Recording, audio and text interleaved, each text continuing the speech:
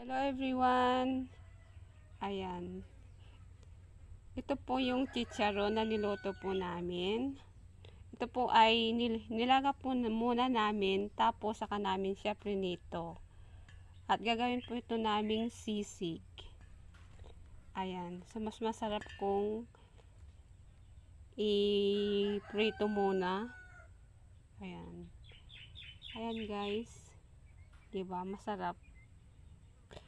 Mas masarap, mas crispy. Ayan, pinalambot muna namin. Kaya, naging ganyan siya. Mas masarap. Tapos, prinito. Pero nilagyan po namin ng asin at black pepper.